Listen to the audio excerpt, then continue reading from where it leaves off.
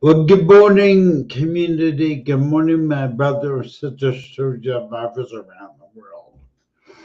We've got a real special treat for you today, a real special guest. His name is Scott Schilling. He's an international speaker and just an amazing person, really. Just the energy. Yeah, I want you to hear a stroke story, his stroke survivor story. And so let's get right into it because we only got 30 minutes.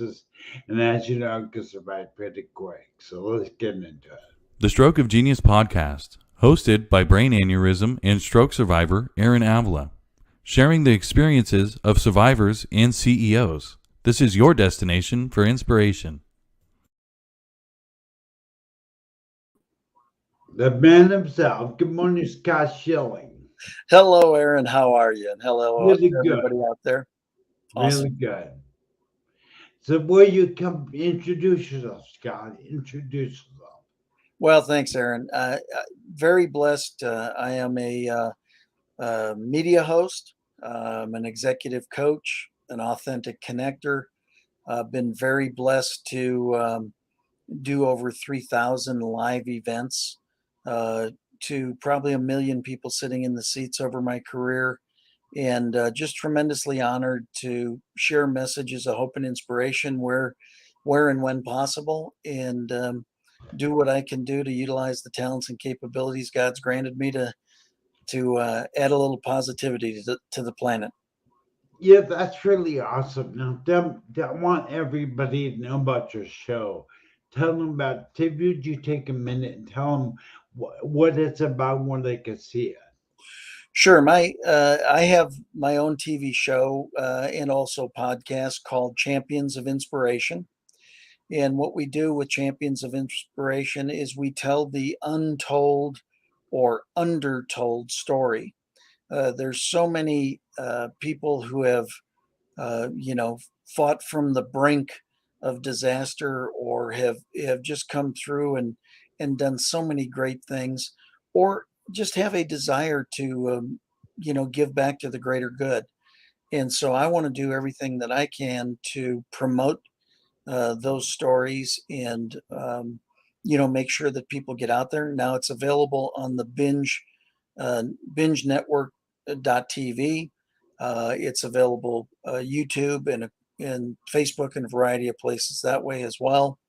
And we want to just get out as many good messages. Probably about 35 different podcast locations, Spotify, iTunes, iHeartRadio, places like that on the audio side. So, Champions of Inspiration, and would love to have you come hear the stories that we tell. Yeah, I was calling you. I have. I'm sure you know audience. I have the honor of being on Scott's show, and what a treat it was. So, great job, great show, love it. I'm a fan. Thank you very much. My pleasure. It was a lot of fun. You've got a Yeah, great story. yeah. So let's get right into your story because people may not know, and I, I'm assuming it's not like top party on your international speaking engagements, but you're a stroke survivor. So, Yes, uh, I was going to a speaking event one day, balanced a box of books on my knee, as we tend to do coming up to our SUV. I flipped open the back hatch of the SUV and ducked underneath so I could put the box of books in. And as fast as I threw the back hatch up, it came down and hit me in the back of the head. And what that did, we found out later, is it dissected the pica, the posterior interior cerebellar artery in my brain. Um, I had a massive headache. I mean, it basically cold cocked me, but I was okay when it first happened, other than, the dissection must have happened. 4 days later, I, um, I live in Dallas, Texas, and I flew out to Los Angeles, California to do an infomercial shoot. And so on the flight, as we were gaining altitude, The pressure changed in my head and was just excruciating. I didn't really understand why. I mean, yes, I got hit in the head, but I've been hit in the head before, right? You never had anything like that happen. Couldn't focus, my vision was off a little bit, but I was still fine. As we came back down through, again, very painful until we got to a certain point, then it leveled out. Literally went on set. The next 4 days worked, on the infomercials. So it was about 8 days after the first hit in the back of the head that anything happened. We were, we had gone to church that morning, had, just had a nice day of celebration and rest, and decided to go out to lunch. And as we got off the shuttle at Universal City Walk, we were all walking along. I'm walking with 7 people, 3 of them doctors. Coincidence? I think not. Walking along, and all of a sudden my legs stopped. And I was literally standing on 2 tingling stumps from just above the knees down. And, the disorientation that comes with that is pretty phenomenal. It's like you're walking and all of a sudden you're not. And I looked down at my right foot and said, move, and it said no. And I move, and it said no.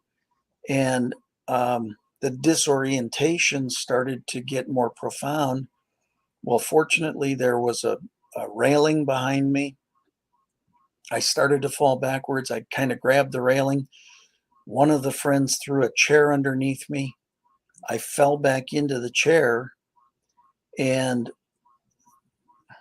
kind of my world, got all fuzzy and very disoriented and everything. And this friend, who happened to be a doctor, looked at me and said, "What's your phone number?" And I went, 972, da, da, da, da, da, da. Why would you ask me that now? Can't you see I can't walk?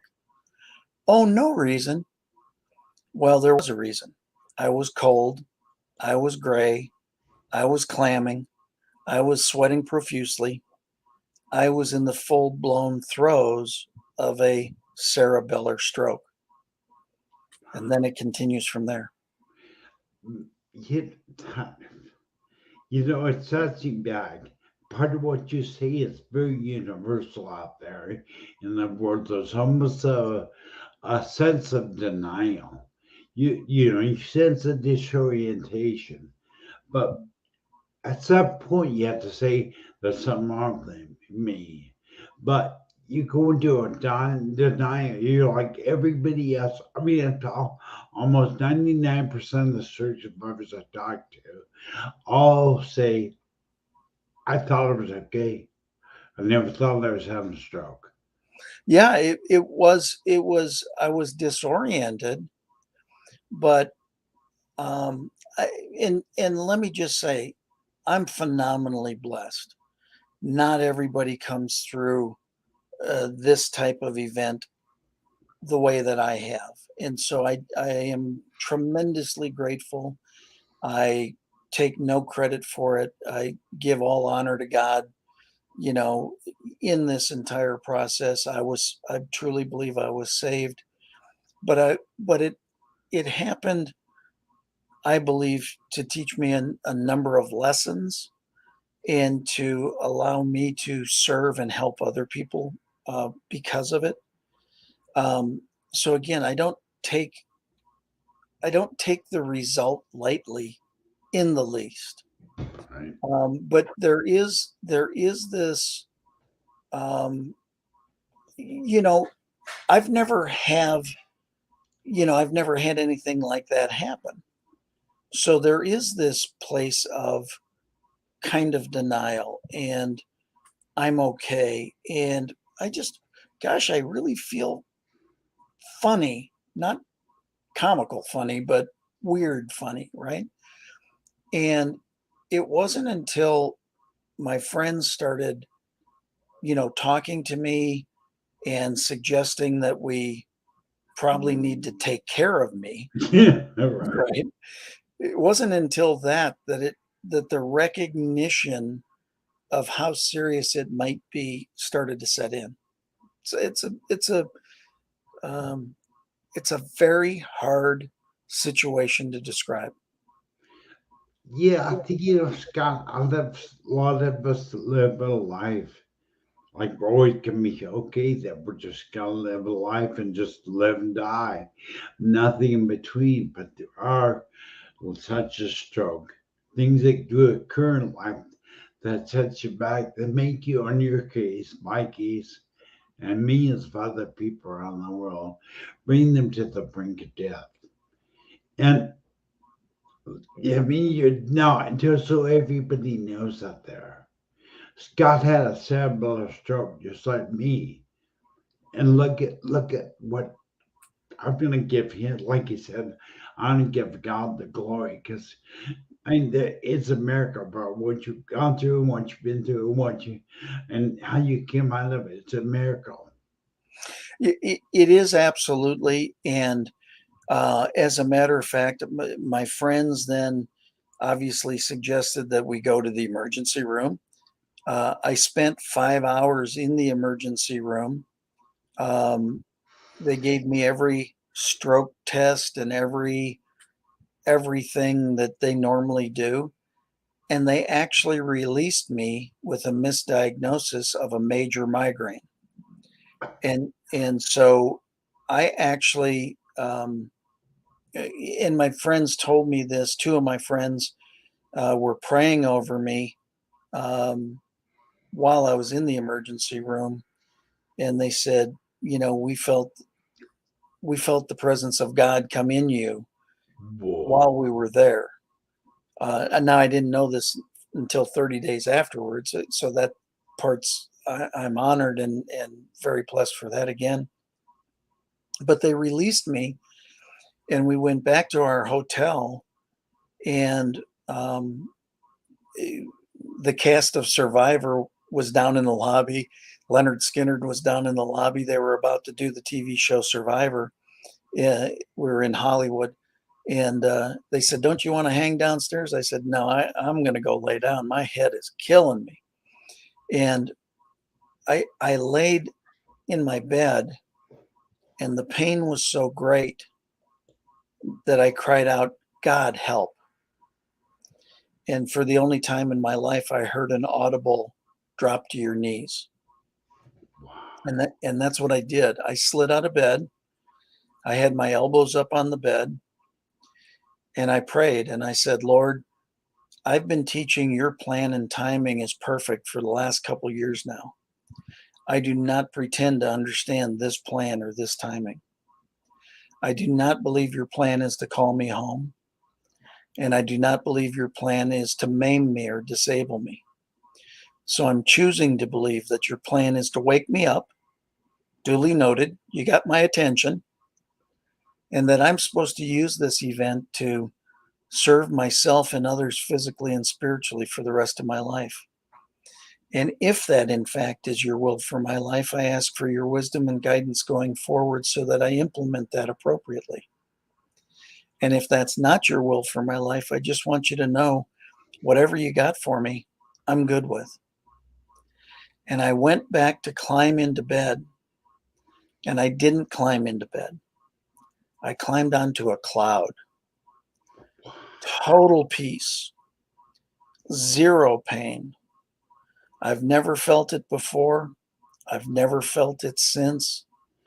I fell straight asleep, and the next morning I woke up and started my day.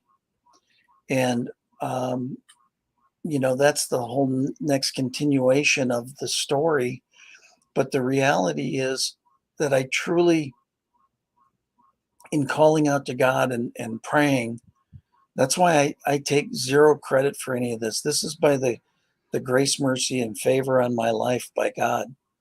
And um, there must have been and there must be lessons in things that I'm learning through this process that I'm supposed to share. And again, as you said, Aaron, you and I suffered very similar things, and yet we've come out differently. And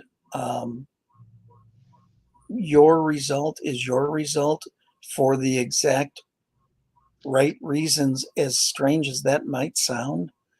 And my result is my result for the exact right reasons, as strange as that might sound. We've got our own missions and our own paths to be on, yet we can use a similar experience to serve more people and the greater good that way. I'm with Sheriff Patterson, one of our audience members at that.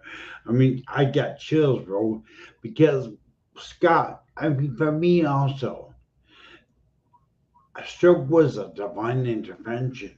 Really, it was.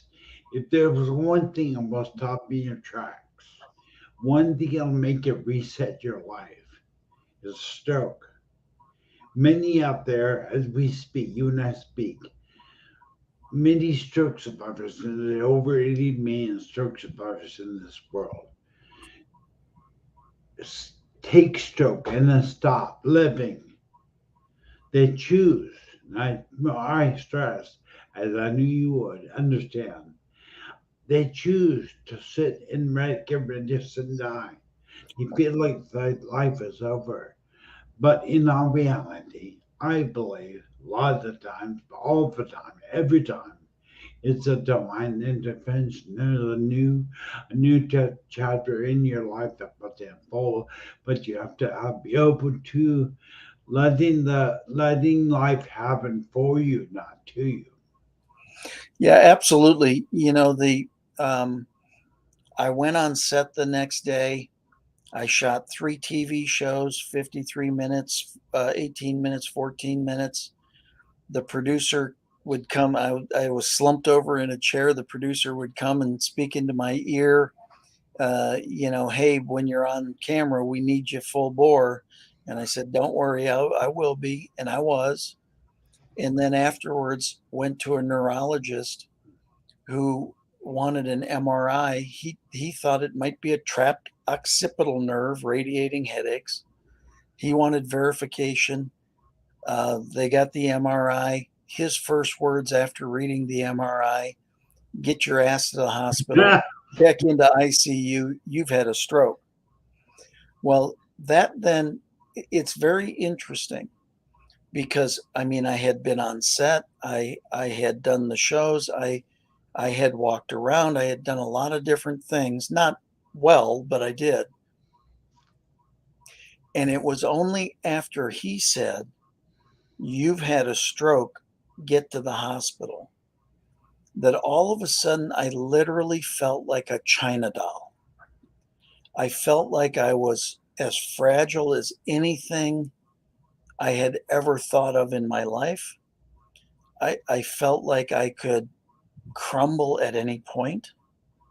All of a sudden, there was a fear that that I'd have another event, right? That I was better than I was supposed to be, so I was going to get knocked down further. I mean, um, it.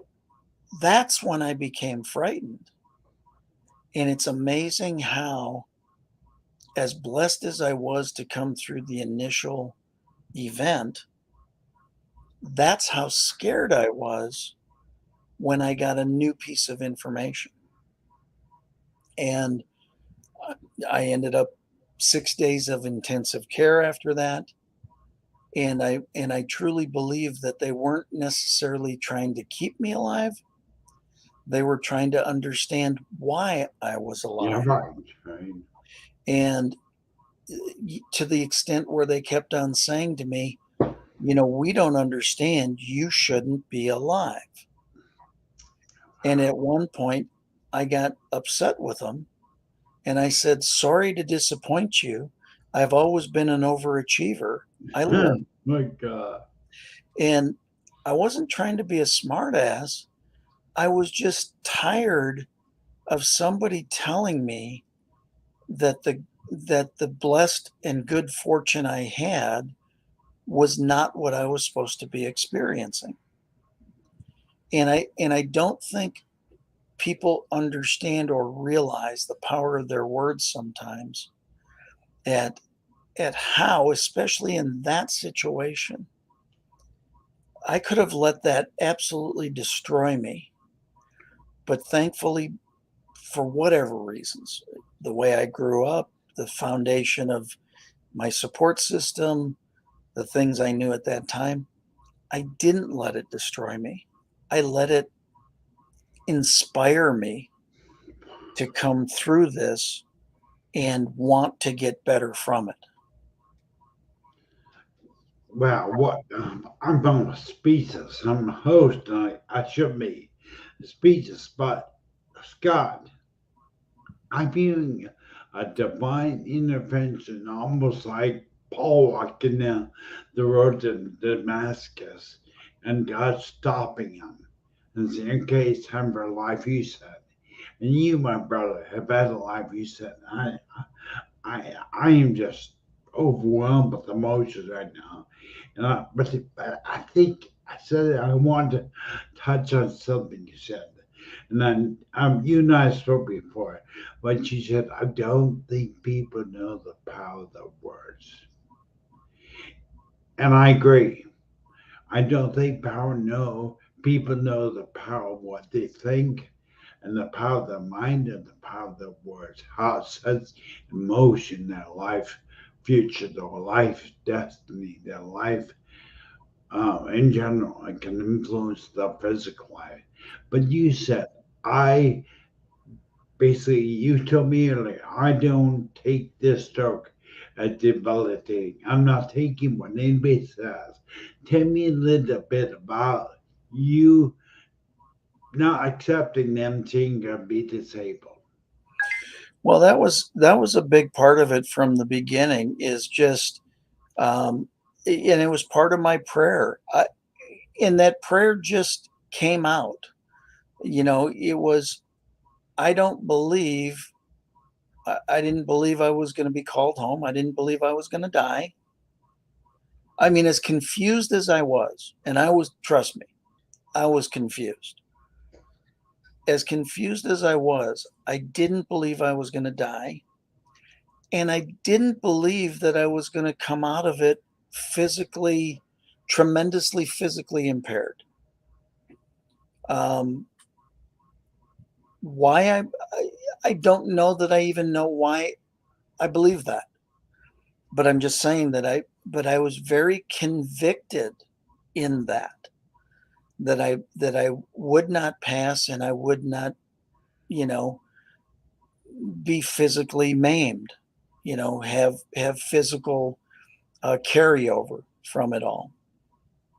And what's so there's something about the power of belief that's so phenomenally important. I think one of the greatest lessons I've learned in this, and it sounds maybe trite. Henry Ford said it in 1939: think you can, think you can't, you're right either way. Right? It's not trite though. If you believe you're going to be okay, if you believe that you can come through something, if you believe that you can experience it differently than other people experience it, and you truly believe that, I believe that you will experience it differently. And that's the way that I came through. And then once I came through that, I really took it upon my responsibility to help others understand that, but also to help others who might have come through it similar to the way I did. Because every piece of information that I looked to educate myself with after the fact was all doom and gloom. It was you'll never drive again. You'll never regain your professional career again. You'll never be able to speak on stage again. I didn't want to hear those things. I don't need to hear that. I didn't want to hear it. But I also for sure did not want to believe it. And so I didn't believe them. And so the reason I came through and I wrote the book, That Sucks, What Now, is really to share my survivor story, my experiences, and the things that I learned, the real world solutions for getting through what you're going through. Here are the things that I learned that may be different from the way other people have experienced it. And because of that, I want you to know that it's possible for you as well. And so the book is really about possibility. It's really about positivity. It's really about understanding that no matter that God's plan and timing is perfect. While we may not understand it, it is exactly as it's supposed to be for our situation so that we can have the maximum positive impact on the planet to be of service to ourselves and others. Amazing, brother. Really. I mean, and how put on. I'm not meaning to be casual or when I call you my brother because I have found that there's a binding energy that church survivors go through to bind them together as brothers and sisters. I know the energy on earth. But what I really want to end the show with, because we're almost at the time, you had mentioned that the what you believe controls your destiny, controls the outcome. That your mind, how you believe, controls how something can affect you. And I was thinking about when Jesus was walking down the path, and I forget what lady touched his garment, Right? and he said, "Who just touched me?" He felt it, the energy of healing all of him. Right. And Jesus, like he knows who touched him, he knows who touched him, but he's making the point, right? He's making the point. And he said, she said, so I forget what she said, but he said to her, "It's your faith that's made you, healed you." And it's like the conduit of the energy of God can go through that belief system. The way you believe opens up the conduit and lets the healing power of God come through. Absolutely. I mean, she had been bleeding for 12 years, and Yes. it was as she reached out and she grabbed, his cloak, the energy was felt to transfer to heal. But again, it was the assurance that it was the belief in the healing that did the healing. It wasn't the touching of the garment. Right. And I think that we all have the ability to control our beliefs. And um, we might not have the ability to control the outcomes, but we can control the thought process. At least for me, I teach all the time. You can believe God's plan and timing is perfect, or you can believe this negative event should not have happened. But you cannot believe them both at the same time. You have to pick. And so I choose that God's plan and timing is perfect. And so, therefore, while again, there have been many times throughout my life that I don't necessarily totally understand the result, as you said earlier, God and the universe and the world is conspiring for my good and working for me and not doing things to me. And so I agree with you wholeheartedly. When we can get into that belief place where we, again, not saying everything's perfect. There's a pretty good verse that addresses this. Romans 8:28. As we know, all things work together for the good of those who love him and are called to his purpose. Doesn't say all things are good. Doesn't say all things are easy. But it says all things. And it also says, as we know. It's been mandated. We know that all things work for our good. The question is, will we get out of our own way to allow our own beliefs to truly believe that? If you do, I think it'll make a huge difference in your life. Oh my God. Scott, I cannot tell you how grateful I am to have you right now. And to really put in perspective, like I've never had a guest put in stroke and how it can be for you, not to you, and how you can, through your belief system, to believe that God's timing is perfect. His grace, His love, His mercy is perfect. It doesn't have to be a negative, man. And I want to close with this. We're a few minutes over, but I want, because Scott and I have a very similar outcome. We use what happened to us to help others. I think it was, I forget who, reach one, teach one. Yep. I mean, if you go through something, don't waste it, because it's there to help other people.